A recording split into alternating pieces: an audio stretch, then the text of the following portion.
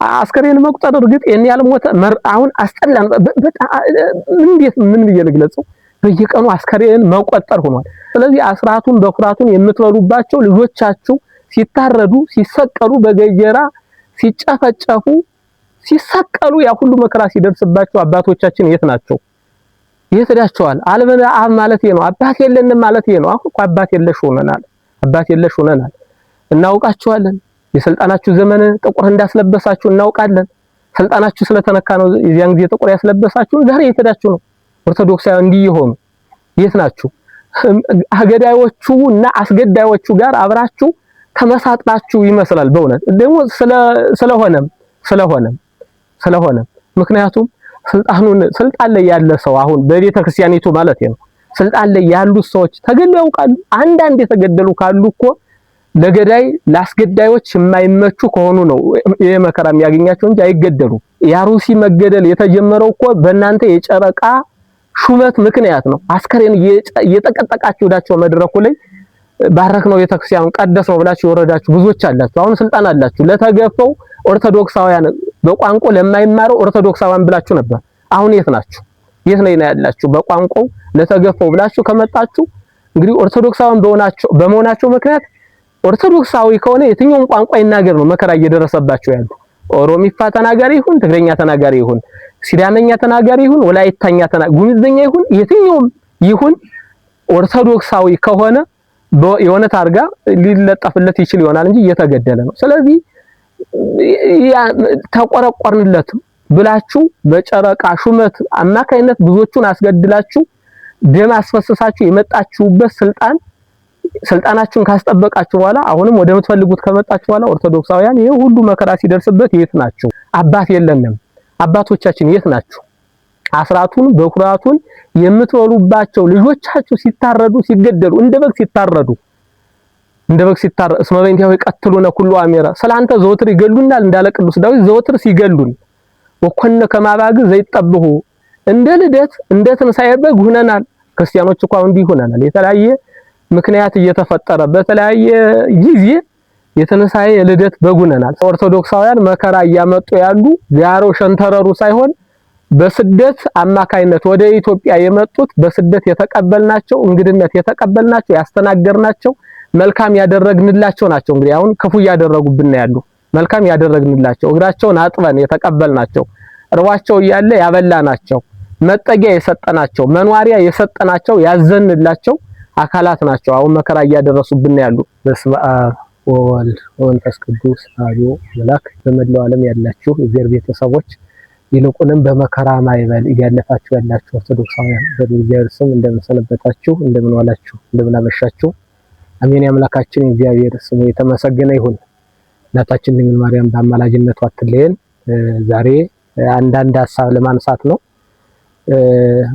ድምጻችን በአሩሲ በሌሎቹም የኢትዮጵያ አካባቢ በእምነታቸው በሃይማኖታቸው ምክንያት በክርስቶስ ስም በመጠራታቸው ምክንያት በክርስቶስ ስም በማመናቸው ምክንያት ወልደ ማርያም፣ ገብረ ማርያም፣ ገብረ ስላሴ፣ ወለተ ማርያም በመባላቸው ምክንያት ማተብ በማሰራቸው መስቀል በማንጠልጠላቸው ምክንያት መከራ እየደረሰባቸው ላሉ ወገኖቻችን ሰማዕት እየሆኑ ላሉ ወገኖቻችን እስካሁን ድረስ ሀብት ንብረታቸው እየተዘረፈ እየተቃጠሉ ላሉ ወገኖቻችን እየተቃጠለ ላሉ አብያተ ክርስቲያናችን ሁሉ እኛም እንዳቅማችን ድምጽ ለመሆን ነው። እንግዲህ ብዙዎቹ የሚመለከታቸው ለበጎቻቸው እረኞች ዝምታን ሲመርጡ በጎች መከራ እየደረሰባቸው አራዊት እየነጠቃቸው እነሱ ወደ ምሽጋቸው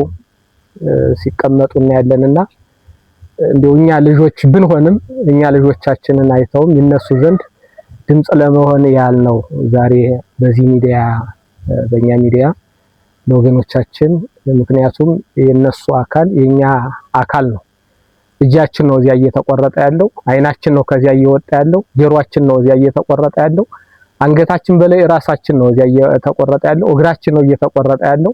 መላ አካላታችን በሙሉ በመከራ ውስጥ ነው ያሉና ብዙ ኦርቶዶክሳውያን የዋሃን እንበላቸው ወይስ ሞኞች በተለያየ ቦታ እየደረሰ ያለው መከራ የነሱ የማይመስላቸዋሉና ይሄ የሁላችን መከራ ነው።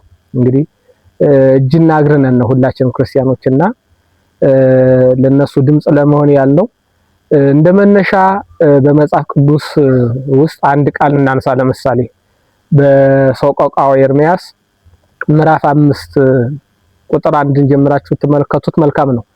አቤቱ የሆነብንን አስብ ይላል ነብዩ ኤርምያስ። ነብዩ ኤርምያስ የመከራ ነብይ፣ የልቅሶ ነብይ፣ የስቃይ ነብይ እየተባለ ይጠራል። ምክንያቱም መላ ዘመኑን በመከራ ያሳለፈ ለበጎቹ ራሱን አሳልፎ የሰጠ ከእግዚአብሔር የተሰጠውን እረኝነት በአግባቡ የተወጣ እንዲሁም በጎቹ አልረዳው ሲሉ በእነሱ ሳይቀር መከራ እየደረሰበት ግን ያን ሁሉ በስቃይ በመከራ ያሳለፈ ነብይ ነው። ይሄንን ቃል ጽፎልን ወይም አስቀምጦልን የምናገኘው አቤቱ የሆነብንን አስብ ካለ በኋላ ቤታችን ለባዕድ ሆነ፣ ጉረቤቶቻችን ወረሱት እያለ የዘረዘረ ከሄደ በኋላ እጓለማውታ ኮነ አልበነ አብ እናት አባት ጥሏቸው እንደሄዱ ልጆች ጥሏቸው እንደሞቱ ልጆች ሆን ይላል። ዋናው ሐሳቡ ይሄ ነው። እኛ የምንፈልገው እናት አባት ጥሏቸው እንደሄዱ ልጆች ሆን አልበነ አብ አባት የለንም ብሎ ምዕራፍ 5 ቁጥር 3 ላይ ሰቆቃወ ኤርምያስ ላይ አስቀምጦልናል። እናት አባት ጥሏቸው እንደሄዱ ልጆች ሆን አባት የለንም። እንግዲህ አባቶቻችን እንደምታውቁት ብዙ አባቶቻችን አልፈዋል። ስለ ቤተ ክርስቲያን ስለ ምዕመናን ራሳቸውን መስዋዕት ያደረጉ። በነገራችን ላይ የኢትዮጵያውያን ስነ ልቡና ከክርስቶስ ልብ ጋር የተያዘ ነው። ቅዱስ ጳውሎስም በመጽሐፍ ቅዱስ እንደነገረን ንሕነ ህሊናሁ ለክርስቶስ እኛ የክርስቶስ ልብ አለን ይላል። እኛ የክርስቶስ ልብ አለን ይላል። ይህ ማለት ክርስቶስ አዛኝ እንደሆነ፣ ክርስቶስ ፍቅር እንደሆነ፣ ክርስቶስ ርህሩህ እንደሆነ፣ ክርስቶስ ሌሎቹን ለማዳን፣ ክርስቶስ ሌሎቹን ከመንጸፈ ደይን ለማውጣት፣ በእግረ አጋንንት ከመረገጥ ከሲኦል ለማውጣት እንደተሰቀለ ሁሉ የክርስቲያኖች ስነ ልቡና መስቀል ነው። በመስቀል ስለሌለው ክርስቶስ ሲሰዋ እናያለን። የክርስቲያኖች ስነ ልቡናም ስለሌለው መሞትን ስለሌለው ራስን አሳልፎ መስጠትን ነው የሚነግረን የክርስቲያኖች ስነ ልቡና። ኢትዮጵያ እስካሁን ድረስ የመጣችበት ከ60 ዓመት በፊት ለ2000 ዓመት ዘመን የኖረው የኢትዮጵያውን ስነ ልቡና ይሄ ነው። የክርስቶስ ልብ ስለሆነ ልቦናቸው ማንንም ያልተቃወሙ ሁሉም በሰላም የሚኖሩባት ሀገር ሆና እናያለን። ምክንያቱም የኦርቶዶክሳውያኑ ስነ ልቡና የክርስቶስ ልብ ስለሆነ የክርስቶስ ልብ ስለሌሎቹ መሞት ራሱ ተሰውቶ ሌሎቹን ያዳነ። ኢትዮጵያውያን እንዲህ ናቸው። ሌሎቹን ለማኖር ነው ራሳቸውን የሚሰው እንጂ ራሳቸውን ለማኖር ሌሎቹን የሚሰው አይደሉም። የኢትዮጵያውያን ስነ ልቦና ይሄ አይደለም።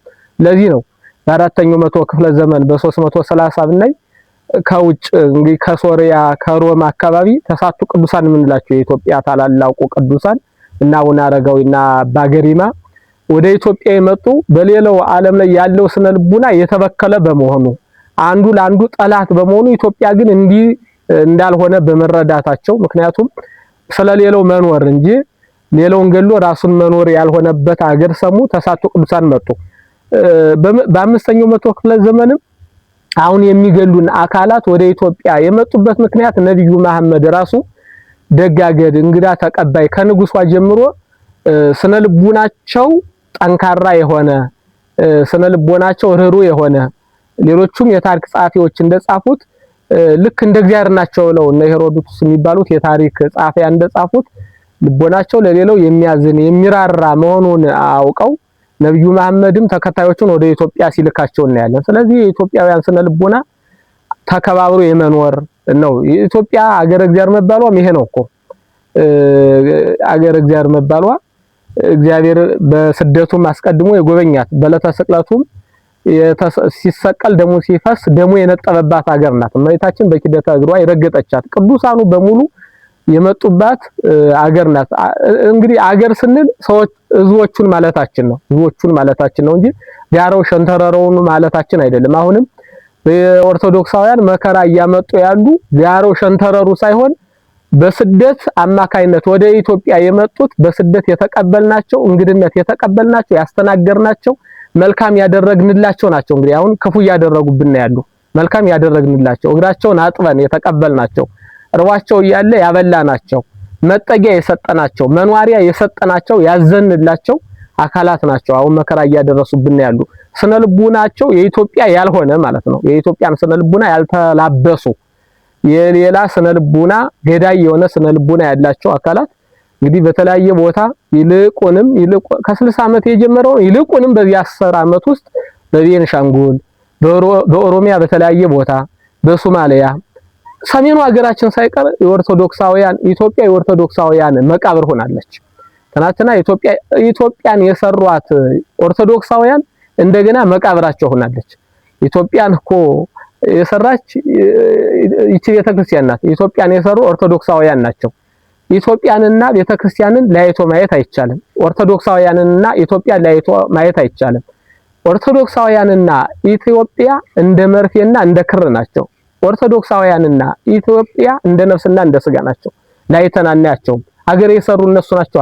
ታሪክ የትኛውም ዓለም የሚመሰክረው ነገስታቱ በሙሉ ኦርቶዶክሳውያን የነበሩ ነገስታቱ በሙሉ ክርስቲያኖች የነበሩ ነገስታቱ በሙሉ ባለመስቀል የነበሩ ባለመስቀል በመሆናቸው በመስቀል ላይ የተፈጸመው ታሪክ ስለሚያውቁ በመስቀል ላይ የተፈጸመውን የማዳን ህይወት ስለሚያውቁ ፍቅር የሆኑ ህይወት ያላቸው ስለሌለው የሚኖሩ ኢትዮጵያውያን የኖሩባት ሀገር ናት። ኢትዮጵያውያን አሁን መልሳ የሰሯት ሀገር ዙራ ለኦርቶዶክሳውያን መቃብር ሆና የምናያት ማለት ነው።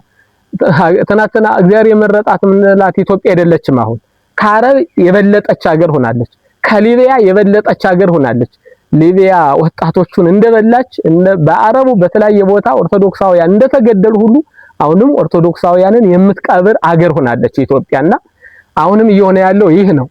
ይሄ ለምን ሆነ ስንል ቅድም እንዳልነው እናት አባቶቻችን ጥለውን እንደሄዱ ልጆች ሆን እንዳልን እናት አባቶቻችን ጥለውን በመሄዳቸው ነው። ይሄ ማለት እውነተኞቹ ለበጎቹ ራሳቸውን አሳልፈው የሚሰጡት እንደነ አቡነ ጴጥሮስ ያሉት እንደነ አቡነ ሚካኤል ያሉት እንደነ በላይ ያሉት እንደነ ቴዎድሮስ ያሉት እንደነ ምኒልክ ያሉት ባለመኖራቸው እናት አባት የሌለን ሆነና አልበነ አብነ ያለ ኤርሚያስ አባት የለንም። አባቶቻችን የት ናችሁ? አስራቱን በኩራቱን የምትወሉባቸው ልጆቻችሁ ሲታረዱ ሲገደሉ እንደ በግ ሲታረዱ እስመ በእንቲአሁ ይቀትሉነ ኩሉ አሜራ ስላንተ ዘወትር ይገሉናል እንዳለ ቅዱስ ዳዊት ዘወትር ሲገሉን ወኮነ ከማባግ ዘይጠብሁ እንደ ልደት እንደ ትንሳኤ በግ ሆነናል።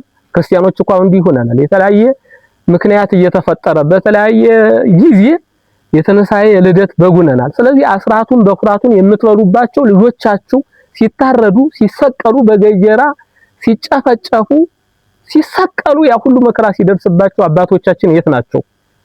የት ሄዳቸዋል? አልበለ አብ ማለት ነው። አባት የለንም ማለት ነው። አሁን እኮ አባት የለሽ ሆነናል። እናውቃቸዋለን። የስልጣናችሁ ዘመን ጥቁር እንዳስለበሳችሁ እናውቃለን። ስልጣናችሁ ስለተነካ ነው የዚያን ጊዜ ጥቁር ያስለበሳችሁ። ዛሬ የት ሄዳችሁ ነው? ኦርቶዶክሳውያን እንዲህ ይሆኑ የት ናችሁ? አገዳዮቹ እና አስገዳዮቹ ጋር አብራችሁ ተመሳጥላችሁ ይመስላል። በእውነት ደግሞ ስለሆነም ምክንያቱም ስልጣን ላይ ያለ ሰው አሁን በቤተ ክርስቲያኒቱ ማለት ነው ስልጣን ላይ ያሉ ሰዎች ተገድለው ያውቃሉ? አንዳንድ የተገደሉ ካሉ እኮ ለገዳይ ላስገዳዮች የማይመቹ ከሆኑ ነው ይሄ መከራ የሚያገኛቸው እንጂ አይገደሉም እንዴ። አባቶቻችን እባካችሁ ርግቦች ሁኑ። የኖህ ርግ የተላከችበትን የምስራች እዛ ነው የመጣች። እናንተም እኮ የተላካችሁበት ህዝቡን አስተምራችሁ አሳምናችሁ አጥምቃችሁ ናዛችሁ ለእግዚአብሔር እንድታስረክቡ ነው። የምስራችሁን የወይራ ዝንጣፊ የቄጠማ ለምለም ቄጠማ እዛ እንደመጣች ምዕመናኑን በቅድስና በጽድቅ ዓለም ልማችሁ ለእግዚአብሔር እንድታስረክቡ ነው ወደዚህ ምድር የመጣችሁ። ስልጣነ ክህነት የተሰጣችሁ ርግቦች እንድትሆኑ ነው ስልጣነ ክህነቱን የተቀበልነ። አሁን እየሆነ ያለው ግን የሆነው ግን ቁራዎች ነው የሆነ በተቃራኒው መጀመሪያ ከርግብ በፊት የተላከው ቁራ የወደቀውን የበሰበሰውን እየበላ ነው በዚህ የቀረ። አሁን እንዲህ ነው የሆነ። እኛ ምን ነገሩ ምን ይጠባችኋል? አንድ ጳጳስ ከ100,000 ብር በላይ ደሞዝ የሚያገኝባት ሀገር ናት። በታሪክ ወደ ግልጽ እንድ ወደዚህ አንድ የመነኮሳት የጳጳሳት ደሞዝ የለም። ዛሬ ካህናቱ ምንም ደሞዝ የላችሁ። እናንተ ከ100,000 ብር በላይ ደሞዝ ትከፈላላችሁ። ትወቃላችሁ፣ ሁሉ ነገር አላችሁ። ምዕመናኑ ቢያልቁ ምክንያቱም ለእናንተ ቀርቶ ለዘመድ አዝማድ የሚሆን እርግጥ መንኮሰ ሞተ ስለሆነ ተለየ ስለሆነ እንደ ህጉ እንደ ስርዓቱ ዘመድ ባይኖራችሁም አሁን በተቃራኒው ስለሆነ እናንተ አልፎ ለዘመድ አዝማድ የሚሆን ሀብት አላችሁ ፎቅ ሰርታችኋል ለዚህ ነው የምእመናኑ መታረድ መከራ መቀበል ስቃይ እንዲሁ በቃ የማይሰማችሁ ዝም ብላችሁ የምትመለከቱና ወደ ብንመለስ ወደ አይምሮአችን ብናስበው በእውነት ቆራዎች ባንሆን የበሰበሰውን የምኑን ብዙዎቹ ቆራዎች ነው የሆነው ብዙዎቹ እርግጥ በተለያየ ሁኔታ ከፍለን ማየት እንችላለን ብዙዎቹ ቆራዎች ነው የሆኑ በሆዳቸው የሚገዙ ብዙዎቹ ደግሞ ህፃናት ነው የሆኑ አባቶቻችን ህፃናት ዋቱ ነው እንደ ህፃናት ዋቱ ነው ህፃናት ወርቅ ይዘው አፈር ሲሰጧቸው ወርቁን ሰጥተው አፈሩን ይቀበላሉ አሁን ኦርቶዶክሳውያን ይገደላሉ የሆነ ነገር ልትሉስቱ የሆነ ነገር ይደረግላቸው በቤተክርስቲያኒቱ ስም ይሄ ቤት ተሰጠን ይባላል ስለዚህ ያጨበጨባችሁ የኦርቶዶክሳውያንን ድምጽ የማይሆን ሚዲያ በዚያ ዝምላችሁ ታጨበጭቡበታላችሁ ስራቸው ኦርቶዶክሳውያንን መጠበቅ ነው አሁን ዜናው ራሱ አባገሌ እንዲህ ያለ ቤተክርስቲያን ሄደው ባርከው ቀድሰው መጡ አልቀደሳችሁ ምንድነው ስራችሁ የአንድ ጳጳስ የአንድ አባ ስራ እኮ መቀደስ ማስተማር እኮ ግዴታው ነው ሌላ ስራ ሲሰራ ነው ይሄን ስራ የሚባል መመናንን ጠበቀ ታደገ እኮ ነው ሊባል የሚገባው ያማንያንን ወደ እምነት አመጣ ይሄ ነው ዜና ሊሆን የሚገባው ቀደሰ ምንድነው ስራው ባረከ ምንድነው ስራችሁ ይቅርታ በጣም አባቶቻችን እንግዲህ ደኖቹን እያልኩ አይደለም ግን በሞታችን እየተሳለቃችሁ አብራችሁ ከገዳዮቹ አስገዳዮቹ ጋር ሆናችሁ አብራችሁ በሞታችን የምትሳለቁትን እናውቃለን ያሩሲ መገደል የተጀመረው እኮ በእናንተ የጨረቃ ሹመት ምክንያት ነው አስከሬን እየተቀጠቃችሁ ወዳቸው መድረኩ ላይ ባረክ ነው ቤተክርስቲያኑን ቀደስ ነው ብላችሁ ወረዳችሁ ብዙዎች አላችሁ አሁን ስልጣን አላችሁ ለተገፈው ኦርቶዶክሳውያን በቋንቋ ለማይማረው ኦርቶዶክሳውያን ብላችሁ ነበር አሁን የት ናችሁ የት ላይ ነው ያላችሁ በቋንቋው ለተገፈው ብላችሁ ከመጣችሁ እንግዲህ ኦርቶዶክሳውያን በመሆናቸው ምክንያት ኦርቶዶክሳዊ ከሆነ የትኛውም ቋንቋ ይናገር ነው መከራ እየደረሰባቸው ያሉ ኦሮሚፋ ተናጋሪ ይሁን ትግረኛ ተናጋሪ ይሁን ሲዳመኛ ተናጋሪ ይሁን ወላይታኛ ጉምዝኛ ይሁን የትኛውም ይሁን ኦርቶዶክሳዊ ከሆነ የሆነ ታርጋ ሊለጠፍለት ይችል ይሆናል እንጂ እየተገደለ ነው ስለዚህ ተቆረቆርንለት ብላችሁ በጨረቃ ሹመት አማካይነት ብዙዎቹን አስገድላችሁ ደም አስፈሰሳችሁ የመጣችሁበት ስልጣናችሁን ካስጠበቃችሁ በኋላ አሁንም ወደ ምትፈልጉት ከመጣችሁ በኋላ ኦርቶዶክሳውያን ይሄ ሁሉ መከራ ሲደርስበት የት ናቸው የሆነ ነገር ተደረገልን እያላችሁ ኦርቶዶክሳዊ ሞታችን ቢያንስ እኮ ስለናንተ መቀደስ ስለናንተ መባረክ የሚዘገብበት ሚዲያዎች ራሱ የት ላይ ናቸው እባካችሁ ለወገኖቻችን ለሁላችንም ድምጹን ለማለት ነው ሌላው ለኦርቶዶክሳውያን መገደል ምክንያቱ ከነዚህ በተረፈ ይቅርታ በጣም ይቅርታ ብዙዎቻችሁን አነሳለሁ ህንጻ ግንባታ ላይ የተሰማራችሁ አካላት እሱ ነው ልጅ ላይ ብንሰራ ልጅ ላይ ከሰራን አገር ላይ እንሰራለን ኦርቶዶክስ ትከበራለች ትጠበቃለች አሁን ውድድሩ ይሄ በዚህ ያህል ሚሊዮን ብር ህንጻ ቤተክርስቲያን ተገንብቶ አባገሌ ባረኩ በቃ ጉባኤ ቤት ተሰራ ብዙ ካህናት ብዙ ዲያቆናትን እየተፈራ ነው ጉባኤ ቤት ምን ነገር የለም አሁን ህንጻ ግንባታ ነው ውድድሩ ሰው ላይ ብንሰራ ኑሮ የኢትዮጵያ መከራ እንዲባል ኢትዮጵያውያን መከራቸው እንዲባል በዛ ነበር ሰው ላይ ባለ መስራታቸው እንዲሆነና እንደው ህንጻ ግንባታ ላይ የተሰማራን አካላትም እባካችሁ ህንጻ እግዚአብሔር ላይ እንስራ ህንጻ እግዚአብሔር ነው እንግዲህ በየቦታው እየፈረሰ ያለ እንዴ ቤተክርስቲያኑ ቢገነባ ህንጻ እግዚአብሔር ከፈረሰ ማን ይቀድሳል ማን ያወድሰዋል ማን ማህሌት ይቆምበታል ማን ይሰብክበታል ማን ይዘምርበታል በሌለው ቦታ ነው አይ እየተቀደሰ አይደል እየተዘመረ አይደል እየተገለገለ አይደል ልትሉኝ ትችላላችሁ አጠቃላይ አፍኒናውያንና ፊናሳውያንስ አልሆነም ወይ አሁን የህዝቡ መከራ እኮ በእውነት በአፍኒንና በፊናያስ ምክንያት ነው በቤተ መቅደሱ የተሰራው ኃጢያት አሁንም እየተሰራ ነው በእነሱ ምክንያት ነው ታቦተ ጽዮን የተማረከች በአንድ ቀን ከ36000 እስራኤላውያን የተገደሉ በአፍኒንና በፊናያስ ኃጢያት ምክንያት ነው አሁንስ አፍኒናውያንና ፊናሳውያን ቤተ መቅደሱን አላጥለቀለቁትም አሁን ከዚህ የወጣንን በዘረኝነት በሙስና በዝሙት ሳይቀር በተለያየ ነገር ቤተ መቅደሲቱ በቤተ ክርስቲያን ዙሪያ ያሉት አካላት አልተጨማለቅንም ስለዚህ ሰው ላይ ከሰራን ግን እንዲህ አይሆንም አሁን ጉዳዩ ሌላ ሆኗል ብዙ አለ እንዴ 500,000 በላይ ነቀዞችና መመናንን እየበላን ምናስገድል ነቀዞች ሆነናል ትሎች ሆነናል ስለዚህ ወደ ራሳችን ወደ ማንነታችን ብናስብ ህንጻ ሰሪኮን ግንባታውን ተውና ህንጻ እግዚአብሔር እንዲጠበቅ እንስራ እንዴ አቡነ ጴጥሮስ ይኖር አቡነ ይሄን ግንባታ ከምን ገነባ የተገነባ በስነ ምግባር በሃይማኖት በቃለ እግዚአብሔር በእግዚአብሔር የተገነባ አባት ይኖረና አሁን እንደ አቡነ ጴጥሮስ ራሱ ተሰውቶ ሌላውን ያድን ነበር። የክርስትና ሕጉ ስርዓቱ እሱም ስለሆነ የክርስትና መርሁ እሱ ስለሆነ ክርስቶስ ለዓለም ከተሰቀለ ከተሰዋ የክርስቶስ ተከታዮች የክርስቶስ እንደራሲዎችም ሊሆኑ የሚገባቸው እንደና አቡነ ጴጥሮስ እንዲህ ነው የሚሆነው። ራሳቸውን ሰውተው ሌላውን ያድናሉ። የክርስቲያኖች ስነ ልቦና የአባቶች ስነ ልቦና ይህ ስለሆነ ማለት ነው። ይህ ስለሆነ ስለዚህ እንደ አቡነ ጴጥሮስ ያለውን ብንሰራ ኖሮ እንደና አቡነ ሚካኤል ያሉትን ብንሰራ ኖሮ አሁን ይሄ ሁሉ አይሆንም ነበርና ከህንጻ ግንባታ ወደ ህንጻ እንዞር፣ ወደ ህንጻ እግዚአብሔር እንዞር። ይሄ ከሆነ አገራችንም ምን ፈልጋት አገር ትሆናለች። ሁላችንም ተከባብረን የምንኖርባት። እኛ የማንንም መብት አንነካም፣ ማንንም አንነካም። እኛ ሃይማኖታችን ራሱ ግደሉ አይደለም የሚለን ግደሉ አይደለም። ስለዚህ እናንተ አካላትም እያንዳንዱ ወደ በቃ ግንባታ ከምገነቡ ጉባኤ ቤት እየተገነባ አገሪቱ የምትድንበትን ቤተክርስቲያናችን የምትከበርበት ነገር ብንሰራ። ሌላው አሁን በዚህ ስቃይ ውስጥ በዚህ ኑሮ ውድነት እኮ ራሱ በየቦታው የቤተክርስቲያን ግንባታ ውድድር ነው የተያዘው። በተለያየ ቦታ በተለያየ መጠለያ ቦታ ተፈናቅለው ያሉ ኦርቶዶክሳውያን በረሃብ እያለቁ በዚህ ሳምንት ብዙ ሚዲያ ላይ ሳይ ነበር። እነሱን ራሱ እስቲ ወደ እነሱ መለስ እንበል። ስለዚህ እናንተ አካላትም ብትስተካከል የገዳዮች ተባባሪ በአንድም በሌላም እየሆነ ስለሆነ ሌላው ሰባኪ ነን መሳዮች ሰባኪ መሳዮች ብዙ ቦታ እንሰማለን እየሞትን እንመዛለን የሚል ማደንዘያ ስብከት ኦርቶዶክሳውያኑን በሙሉ ያደነዘዘ። እየሞቱ መብዛት የት ላይ ነው? ማን ነው እየሞተ ይበዛ? ሰማዕታቱ እውነት ነው ሲሞቱ እነሱ ምክንያቱም በቅድስና የተዋቡ በንጽህና ያሸበረቁ ስለሆኑ ለንስሐ ሕይወት የበቁ ስለሆኑ ደማቸው ከፈሰሰበት ላይ ታምራት ሲደረግ ብዙ አይዛብ የአማንያን ወደ እምነቱ ይመጡ ነበር።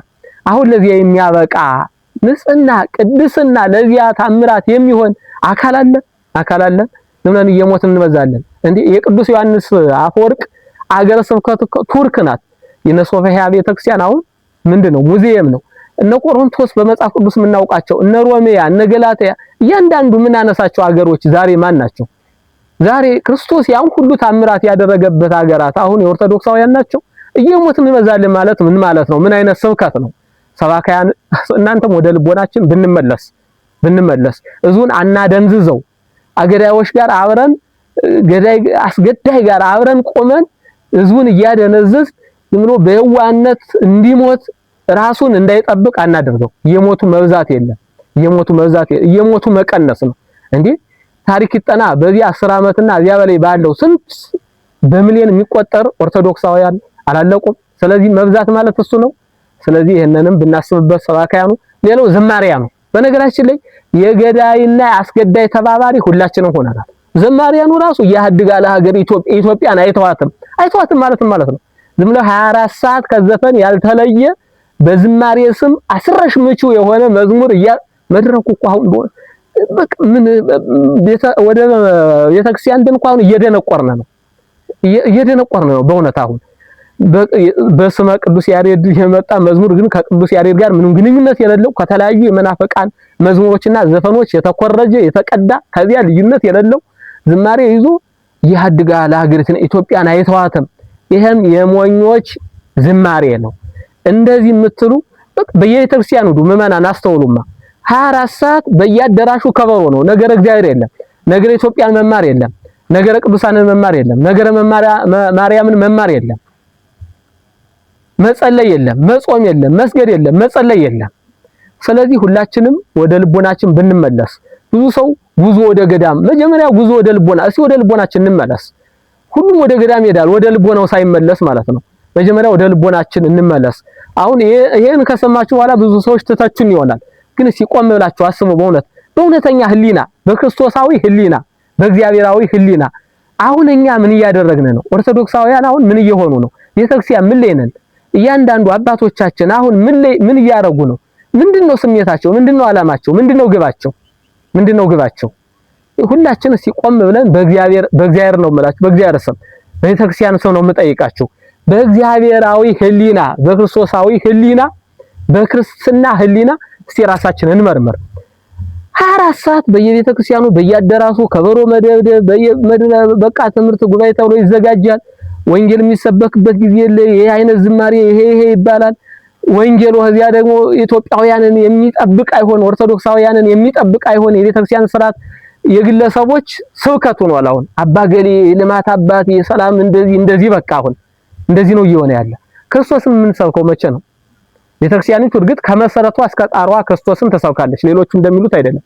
እያንዳንዱ ከልብሰ ተክህኖ ሳይቀር ከመሰረት እስከ ጣሯ ግቢዋ፣ ቅጽሯ፣ አጸዶቿ ሳይቀሩ ቤተክርስቲያን ክርስቶስን ተሰብካለች። አሁንም እየሰበከች ነው፣ ወደፊትም እየሰበከች ትኖራለች። አሁን አውደ ምሕረቱን የያዝነው ተቋሚን የያዝነው ግን ከዚህ ወጥተናል። ቤተክርስቲያናችን አሁን ምዕመናኑ እየተማረ ያለ ከመሰረቷ እስከ ጉልላቷ መጀመሪያ አባቶቻችን ባስቀመጡት በዚያ እንጂ ትምህርታችን ራሱ ከነገረ ክርስቶስ ርቋል፣ ወጥቷል፣ ሌላ ሆኗል። እርስ በርሳችን የምንሞጋገስበት ሆኗል። ያልሰራነውን ሰራን የምንባልበት፣ ያልሰሩትን ሰሩት የሚባልበት ሆኗል።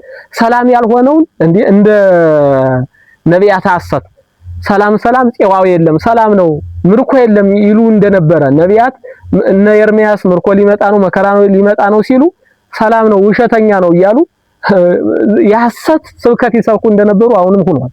አሁን እየሆነ ያለው ይሄ ነው። ትናንትና እንግዲህ ሰኞና እሁድ የሆነውን የምታውቁት ነው። ኦርቶዶክሳውያን እሁድና ሰኞ የምታውቁት ነው። እርግጥ በዚህ ዓመት ብቻ አሁን የምንጠራው አሩሲ አካባቢ ወደ 7 ጊዜ በዋናነት ማለት ነው እንጂ በየቀኑ 4 5 6 አስከሬን መቁጠር እርግጥ የኔ ያልሞተ አሁን አስጠላን። እንዴት ምን ብዬ ልግለጸው? በየቀኑ አስከሬን መቆጠር ሆኗል። የኔ ያልሞተ በብዛት የሚሞቱበት በዚህ ዓመት ብቻ ከ6 በላይ ነው። በዚህ 10 ዓመት ውስጥ በሺ የሚቆጠሩ ኦርቶዶክሳውያን ነው በዚህ ያለቁ። ብዙ ትናንትና ለምሳሌ 100 ዓመት በላይ ያስቆጠረ ቤተክርስቲያን ተቃጥሏል። ጽላቱን ይዘው ተሰደዋል። አዎ ታቦተ ጽዮንን ይዘው እኮ ሄዱ። ታቦተ ጽዮን ተማረከች። አሁን የምንሰደድ ከእግዚአብሔር በኃጢአት ስለተሰደድን እንደዚያ ነው። ብዙዎቹም ወደ ዓለም ስለተሰደዱ ወደ ገንዘብ ስለተሰደዱ በቤተ መቅደስ ያለ ነው። አይሁዳውያንም ስለሆነ በገንዘብ ምክንያት ከቤተክርስቲያን ርቀናል። ዴማስ አደገኛው አፍቀሮ ለዝንቱ ዓለም ዘይዚ አይደለም። ዴማስ የዛሬውን ዓለም ወዶ ትቶኝ ሄደ። ደረቴ ሆዴ ሙላ ደረቴ ይቅላ ብሎ አይደለም። አሁን እንደዚያ ሆኗል። ብዙ በእውነት ጸሎት ይያዛላው ምህላ ያዙ ይባላል። ቅዳሴው ምኑ እንዲሁም ቅርብ ቀን የሃይማኖት ተቋማት በአንድ ላይ እርግጥ እንደዚህ ያለ የቤተክርስቲያናችን ስርዓት የለም። ኦርቶዶክሳውያን ከሌላ እምነት ጋር ይጸልይም እንዲሁም ያወግዘዋል። ቤተክርስቲያን ጸሎት በአንድነት የለም።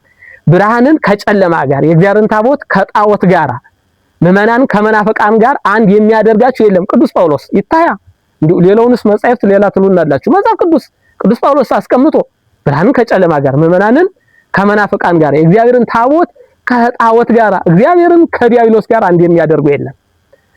እሱም ይሆንስ እናየው። በእውን ምህላ አለ ጸሎቱ አለ። ለምንድን ነው አይሰማንም? ለምን ይሰማናል? ትንቢተ ኢሳይያስ ምዕራፍ 1 ቁጥር እንግዲህ ሙሉ ምዕራፍ 1ን ሙሉ ብታዩልኝ ደስ ይለኛል። ነው ሶበታ ነሱ ደውይክሙ አብየ ለማይጥ ገጽ የምንያክሙ እጃችሁን ለመስዋዕት እደ ቃላችሁን ለጸሎት ብታነሱ ፊቴን ከናንተ መልሳለሁ ይላል እግዚአብሔር። እጣናችሁ ንጹህ አይደለም። ወመታበዝሁ ምህላክሙ እየሰማክሙ ምህላችሁም በታበዙም አልሰማችሁም ተብሎ ተጽፏል። ስለዚህ በለለ ንስሐ ሳንገባ እንዲሁ ኃጢአት መስራቱ ተው እንግዲህ ሰው ሆኖ የማይበድል የለም። ይኸው በቃ እንወርቃለን እንነሳለን። ግን ንስሐ ሳንገባ ምን አይነት ምህላ ነው? ምን አይነት ጸሎት ነው? የጸሎት እኮ ስርዓት አለው እያንዳንዱ አይደለም። ከሌላው አካል ጋር የመጸለይ ቅርና በቤተ ክርስቲያን ራሱ አንድ ሰው ለጸሎት ከመቆሙ በፊት እኮ 6 የጸሎት ስርዓት አሉት። ይሄ አሁን አለ። ስለዚህ ምህላ ብናበዛ ቅዳሴው ይቀደስ ምን ይል ምዕመናን አልሰማና እስቲ ራሳችን ወደ ልባችን እንመለስ። ምን አይነት ራሳችን አዘጋጅተን ንስሐ ገብተን ነው እየጸለይን ያለ ምህላ እየተደረሰ ያለ? እንዴ ፋንድያ ይለዋል። እንደውም አምላካችን እግዚአብሔር መስዋዕታችሁ ፋንድያ ነው ይላል። አሁን እንደዚያ ነው እየሆነ ያለ። አፍኒናውያን ሁነን ፊናሳውያን ሁነን ይሁዳን ሁነን ማለት ይሁዳ ቀጥታ መሆን ማለት አይደለም እንዴ። የስቅለት እኮ ለይሁዳ ወልዱ ወለውሉደ ውሉዱ ይደምሰስ ይሁዳና የልጅ ልጆቹ ይጥፉ ብለን ምንረግም እኮ ቤተክርስቲያን ይሄንን የምታሳድር ቀጥታ ይሁዳን ሰውየው ማለት አይደለም። ግብሩን ነው ስራውን ነው የምታወግስ ስራውን ነው። አሁን አፍኒን ፊናስ ስንል እኮ እነሱን አይደለም ምንጠላ ስራቸውን ነው። እንደውም በዚሁ በትንቢተ ኢሳይያስ ምዕራፍ 1 ላይ የሰዶም አለቆች የገሞራ ህዝቦች እጣን ብታቀርቡ መስዋዕት ብታቀርቡ እጣናችሁን አልሰማም ንጹህ አይደለም። አሁን ሰዶም ሆኖ አይደለም የይሁዳ የሰዶም አለቆች ሆኖ አይደለም የገሞራ ህዝቦች ሆኖ አይደለም የነሱን ቢር የሚሰሩትን ተብሎ ተተርጉሞልናል። ስለዚህ በዚያ ውስጥ ነው አሁን እያለፍን ያለንና አምህለው በፊት አማህሌቱ በፊት አኪዳኑ ወቅዳሴው በፊት እስቲ ሁላችን ራሳችንን እንይ ከመተቻ አሁን በእውነት ስሜታችን እንዴት እንግለጽ ነው? አሁን እናንተ የመተቸት የምን ይመስላችኋል? ግን መቼ ነው ለኦርቶዶክስ ለራሴ አሁን እኔ ለራሴ ነው ድምጽ ይሆንኩ ያለው ለሌላው አይደለም። ነገ እኔም እንደዚያ ነኝ እንዴ ሌላው ይቀርና ነገ ሂጄ አሁን እኔ እንደ አንድ የቤተክርስቲያን መምህር ነገ ቁም የማስተምርበት ቤተክርስቲያን ከተቃጠለ አውደ ምሕረቱ ከፈረሰ ለራሴ እኮ ነው ድምጽ ይሆንኩ ለራሳችን እኮ ነው ድምጽ እንሆን። አባቶቻችን አስራቱን በኩራቱን የምትበሉባቸው የሚያበሏችሁ ልጆቻችሁ ሞቱ እኮ ነው እያልን ያለን። ማን ያብላን ነው? ማን ሆዳችን ያሙነው? እነሱ እኮ ናቸው። በእኛ ነው እንዴ እየኖርን ያለን አሁን እንዴ? በየትኛው ስራችን ነው እኛ? ስለዚህ ቆም ብለን እናስብ። የመተቸት አይደለም ለራሳችን ድምጽ እንሁን። ኦርቶዶክሳውያን በሙሉ ይሄንን ሚዲያ የምትከታተሉ ለሁሉ አድርሱና ሁላችን የመጀመሪያው ንስሐ እንግባ። እዚያ ንስሐ ገባን በኋላ ከልብ እናልቀስ ወደ እግዚአብሔር። በእውነት እያንዳንዳችን ልጆቻችን ሰማዕትነትም እናለማምዳቸው። ከልጆቻችን ላይ እንስራ። ተገቢ ያልሆነ ዝማሬ የሚዘምሩትን ተገቢ ያልሆነ ስብከት የሚሰብኩትን ተው እንበላቸው።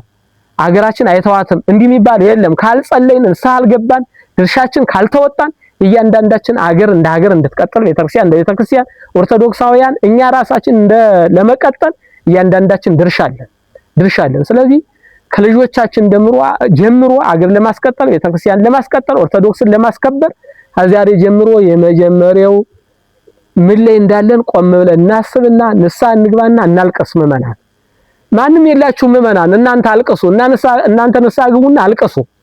አባቴ ምናምን የሌለውን እንዴ በአንድም በሌላም ቆራ የሆነው ቆራ ምን ይጠበቃል?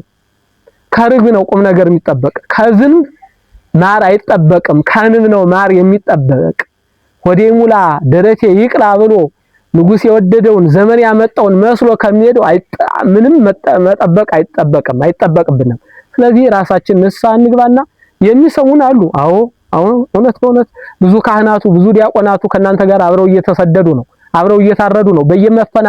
በየተፈናቃዮች ባሉበት ቦታ ሁሉ ካህናቱ ዲያቆናቱ መምህራኑ አሉ እያልኩኝ ያለው ግን ስልጣኑን የቤተ ክርስቲያኒቱን መዋቅር የተቆነጠጣቸው አካላት ነው እያልኩ ያለን ሁላችንም እያልን ያለ ይሄ የኔ ድምጽ የኦርቶዶክስ የ60 ሚሊዮን ኦርቶዶክሳውያን ድምጽ ነው። የኔ ድምጽ አይደለም፣ የቤተ ክርስቲያኒቱ ድምጽ ነው። ቤተ ክርስቲያን ስንል እንጣም ብቻ ማለታችን አይደለም። የነቢያት፣ የሐዋርያት፣ የጻድቃን፣ የሰማዕታት፣ የስውራኑ፣ የግሁሳኑ በተጋድሎ ላይ ያለነውና የነፍሳተ ጻድቃን ሁሉ ህብረት ነው። ይቺ ቤተ ክርስቲያን ናት እየጠየቀቻችሁ ያለች እንዴ አይተዋት ምን ሶሪያ እኮ ከዛሬ 15 ዓመት በላይ 3 ሚሊዮን የሚኖርባት 3 ሚሊዮን ኦርቶዶክሳውያን የነበሩባት ሀገር እንደነበረች አሁን ከ300 በታች እንደሆኑ ወደ 100 እንደደረሱ አሁን ዓለም የሚያውቀው ጉዳይ ነው። ሌሎቹም ትናንትና በሚሊዮን የሚቆጠር ኦርቶዶክሳውያን የነበሩባት የነ ቅዱስ ቶማስ እጃሉ እነ ህንድንድ ስንት ኦርቶዶክሳውያን ናቸው ዛሬ ያሉ። ግብጽ ሙሉ በሙሉ በመንበረ ማርቆስ በቅዱስ ማርቆስ ወንጌል ጣፍጣ አብርታ የነበረች ግብጽ ዛሬ ማን ናት? ትንሽ ኦርቶዶክሳውያን እኮ ነው ያሉ። ስለዚህ እኛም ወደዚያ እርግጥ አለን መስሎሻል ተበልተሻል አይነት ነው። ኦርቶዶክሳውያን ምን መስለው ራሱ ሌላ ነን ነው። እርግጥ በጣም ምእመናኑ ምን ብየልቃወም መቼስ ትምህርት ተምረን ወደ ቤተክርስቲያን እናንተ የምትመጡ የመስቀልና የጥምቀት ብቻ ነው። ሌላ ጊዜም በቃ ሩቅ ነን ከቤተክርስቲያን ምእመናኑ። በእውነት ስንሞትም ንስሐ ገብተን መሞት ትልቅ ነገር ነው። ንስሐ ሳይገቡ መሞትም ሌላ ሞት ነው፣ የሞት ሞት ነው። ንስሐ ገብተን ሞታችን እንጠብቅ። ገዳዮቻችን እኛን ለመግደል እየተዘጋጁ እንደሆነ ሁሉ እኛም ደግሞ ለመሞትም ቢሆን ንስሐ ገብተን እንጠብቅ ብንችል ራሳችን ለማዳን።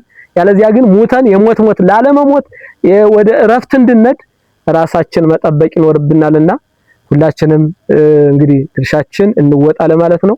አምላካችን እግዚአብሔር እኛም ከልባችን ተመልሰን ተጸጽተን ንስሐ ገብተን እግዚአብሔርም ጸሎታችን ሰምቶ ኢትዮጵያ ሁላችንም ተከባብረን የምንኖርባት ሀገር እንድትሆን ኢትዮጵያ የክርስቲያኖች መቃብር ሳትሆን የክርስቲያኖች መኖሪያ የምትሆንበትን ዘመን አምላካችን እግዚአብሔር ያምጣልን።